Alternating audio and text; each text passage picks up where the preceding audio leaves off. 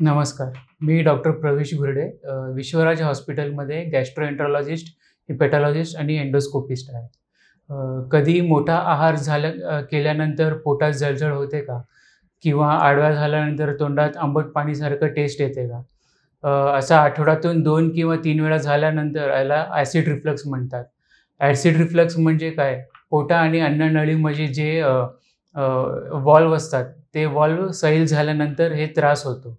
हे सैल होण्याचं 3-4 कारण असतात. एक कारण हे आहे की लठ्ठपणा. दुसरं कारण आहे की जास्त तेलकट किंवा जास्त स्पायसी जेवण करणे. तिसरं कारण हे आहे की जास्त वेळ बसून राहणे किंवा अ, अ, जास्त कॉफी पिणे किंवा दुधाचे पदार्थ जास्त खाणे. यामुळे हे अन्ननळी आणि पोटाच्या मध्ये जे व्हॉल्व्ह असतात ते कमजोर होऊन जाते. याचं लक्षणं काय असतात? लक्षणं म्हणजे पोटामध्ये जळजळ होणे, पोट दुखणे, छातीमध्ये जळजळ होणे, अ, पोटाचं जेवण तोंडात किंवा छातीमध्ये येऊन तिकडे घशात खोकला करणे किंवा बोलायला त्रास होणे, हे सर्व त्रास होऊ शकतं. याला ब्रॉड स्पेक्ट्रममध्ये एक GERD करून एक आजार म्हणतात.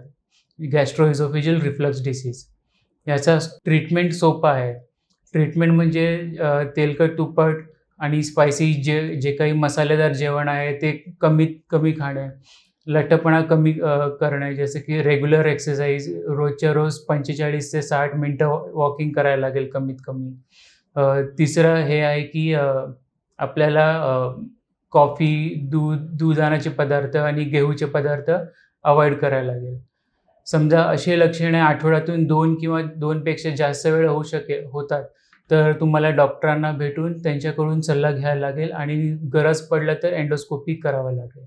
जर तुम्हाला असं काही लक्षणं वाटलं, तर तुम्ही कधीही या विश्वराज हॉस्पिटलमध्ये आणि डॉक्टरांचा सल्ला घेऊ शकता याबद्दल.